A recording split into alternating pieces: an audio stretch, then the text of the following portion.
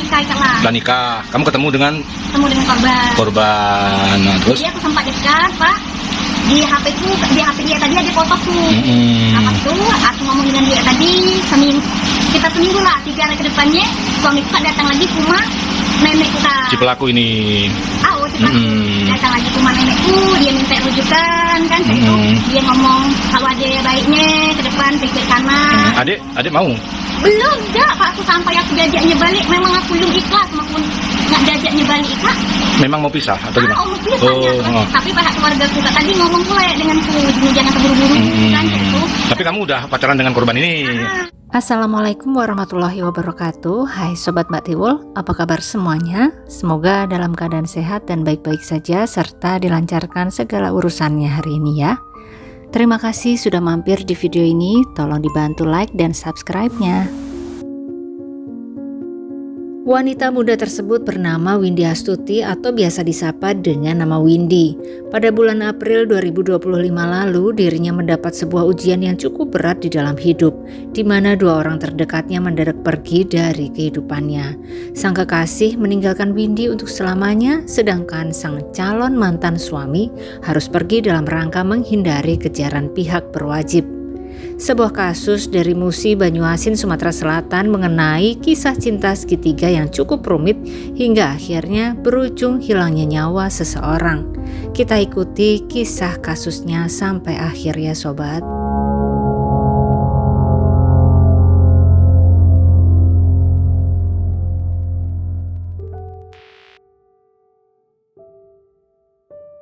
Windy Astuti adalah seorang wanita muda berwajah manis warga Musi Banyuasin, Sumatera Selatan. Windy, begitu dirinya biasa dipanggil. Statusnya sudah menikah sejak kurang lebih 5 tahun lalu dengan seorang pria bernama Mito Ardodi atau biasa dipanggil Mito. Mito sendiri adalah warga Kecamatan Jirak Jaya, Kabupaten Musi Banyuasin yang berusia 28 tahun di tahun 2025 ini. Dan di dalam media sosialnya tertulis bahwa Mito adalah alumni dari SMA Negeri 2 Sungai Keruh Musi Banyuasin. Dari pernikahannya tersebut, keduanya dikaruniai seorang anak laki-laki yang lucu dan pintar. Pada awal-awal pernikahan, rumah tangga Windy dan Mito berjalan dengan cukup baik dan lancar. Windy tampak seperti tipe-tipe yang bucin kepada pasangannya dan tidak ada masalah yang berarti dalam rumah tangga mereka sepertinya. Namun seperti kata kebanyakan orang, badai akan selalu mencoba menerpa kapal apapun termasuk kapal rumah tangga yang dinahkodai Mito ini sobat. Setelah hampir 5 tahun menikah, rumah tangga mereka mendadak mengalami goncangan. Ada ketidakcocokan yang terjadi di antara mereka berdua. Tampaknya cukup besar, sampai-sampai Windy dan Mito akhirnya pisah ranjang. Mereka kemudian tinggal di rumah yang terpisah. Windy pun mulai secara perlahan menata kehidupannya kembali, termasuk urusan hatinya. Windy sudah siap membuka hatinya kembali untuk orang lain meski perceraiannya dengan Mito belum sah secara hukum. Dan pria yang mampu menumbuhkan kembali bunga-bunga cinta di hati Windy adalah Arbi, seorang pemuda tampan berusia 30-an tahun yang merupakan warga Dusun 4 Desa Gajah Mati, Kecamatan Sungai Keruh, Kabupaten Musi Banyuasin. Dan Arbi ini ternyata bukanlah orang baru di kehidupan Windy, di mana mereka berdua pernah dekat dan saling suka saat duduk di bangku SMA dulu. Tapi ternyata kapal cinta mereka belum berhasil berlabuh sampai ke pelaminan. Windy pun menikah dengan Mito, sedangkan Arbi sepertinya lebih memilih untuk sendiri sobat.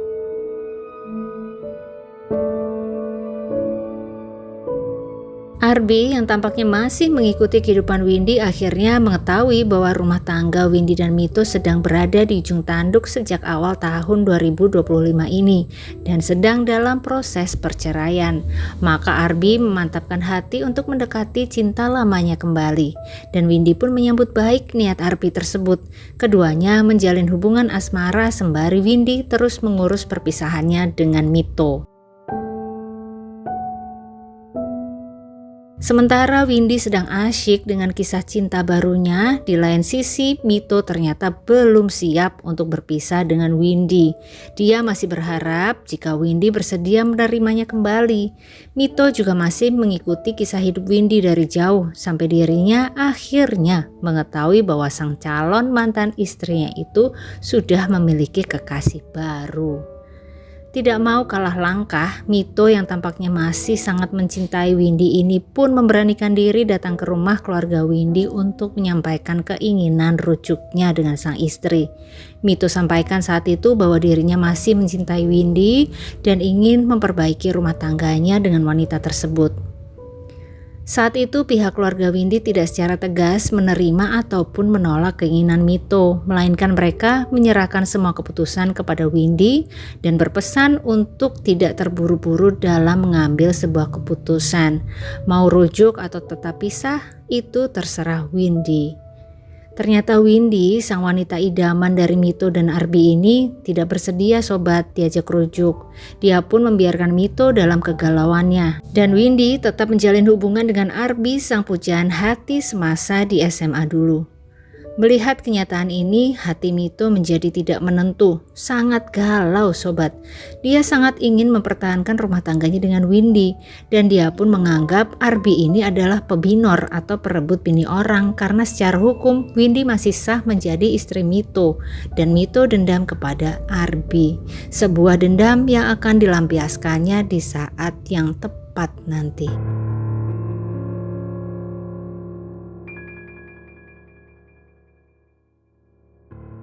Pada hari Minggu tanggal 20 April 2025, Windy sedang menghadiri sebuah acara pesta dan tiba-tiba saat itu handphonenya berbunyi. Ternyata ada messenger yang masuk dari sang kekasih Arbi. Saat itu Arbi meminta untuk bertemu dengan Windy di sekitaran desa Gajah Mati dekat rumah Arbi. Windy yang memang sedang dilanda asmara itu pun menyanggupi permintaan sang kekasih. Windy kemudian meninggalkan pesta dan pergi menuju lokasi tempat Arbi berada. Di tempat tersebut Windy dan Arbi mengobrol layaknya sepasang kekasih yang sedang bucin-bucinnya. Sampai beberapa lama kemudian Windy pun pamit pulang, mau pulang ke rumahnya di desa Tebing Bulang. Arbi dan Windy pun kemudian berpisah. Tidak ada yang menyadari bahwa perpisahan itu adalah benar-benar kali terakhir Windy bisa melihat Arbi dalam kondisi baik-baik saja. Di tengah perjalanan pulang, Windy dicegat oleh Mito, sang suami. Windy pun berhenti dan berbicara sebentar dengan Mito. Sang suami kemudian bertanya, "Dari mana, Windy?"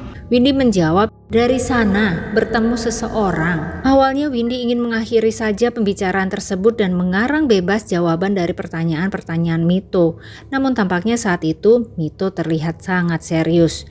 Pria itu kemudian bertanya kembali dari mana Windy dengan nada yang lebih tegas dan terdengar mengancam sobat.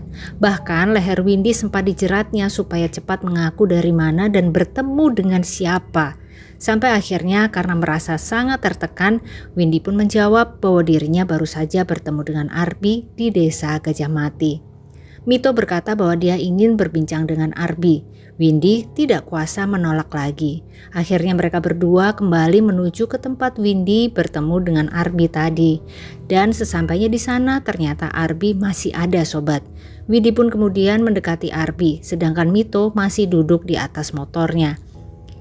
Windy berkata kepada Arbi, Mito suaminya mau bicara sama Arbi.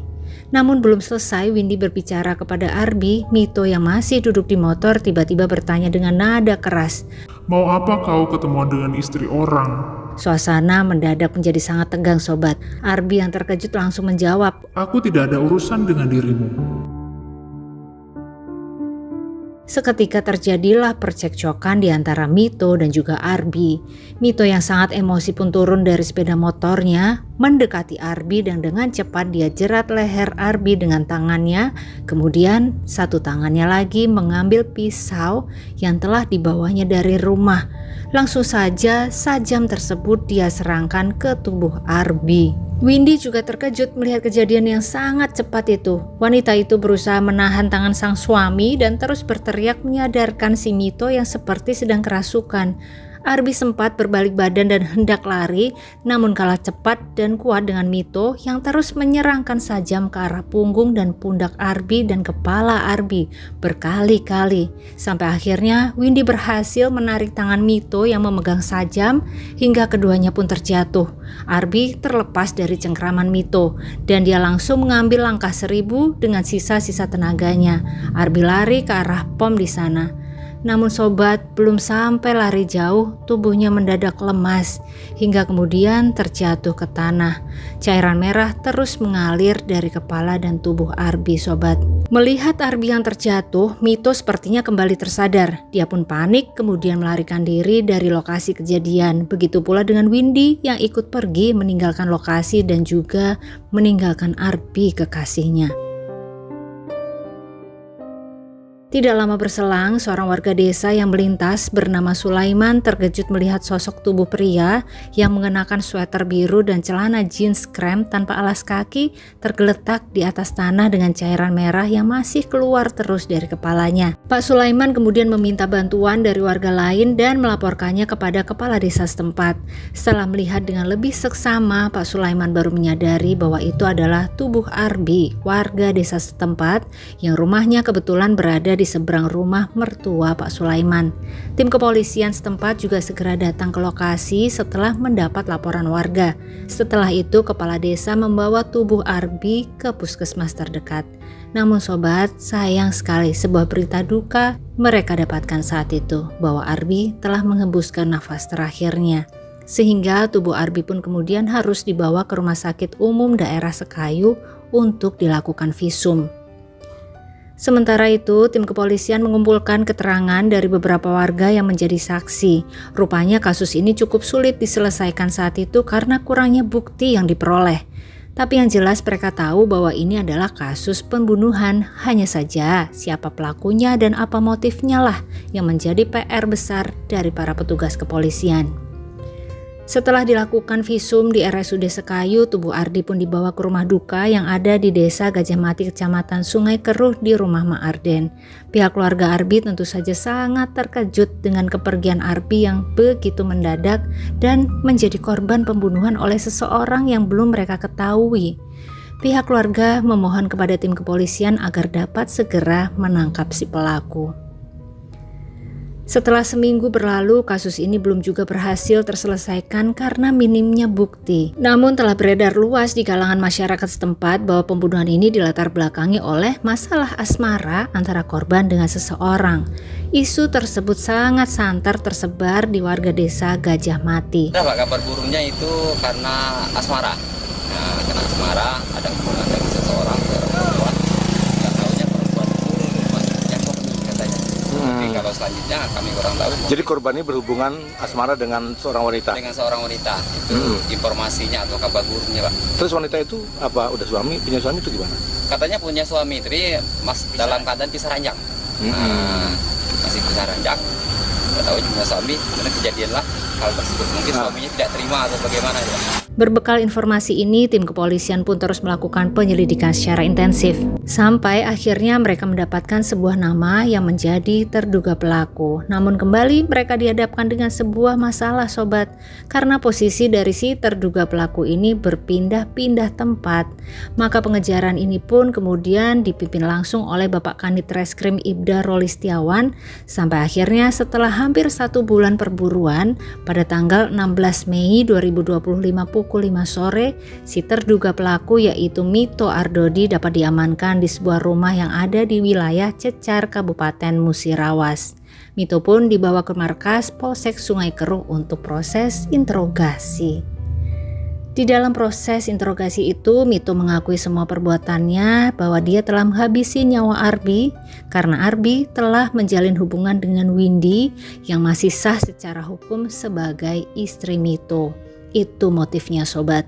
Dan Mito telah berencana menghabisi Arbi. Maka pada hari Minggu itu dia sudah bersiap membawa pisau dari rumah sebelum ketemu dengan pemuda itu. Untuk motif ini adanya hubungan cemburu antara pelaku terhadap korban, di mana korban ini memiliki hubungan asmara dengan istri si pelaku. Selain kepada Mito, polisi juga kemudian meminta keterangan kepada Windy. Wanita tersebut juga menceritakan detail kronologi yang terjadi pada hari Minggu tanggal 20 April lalu.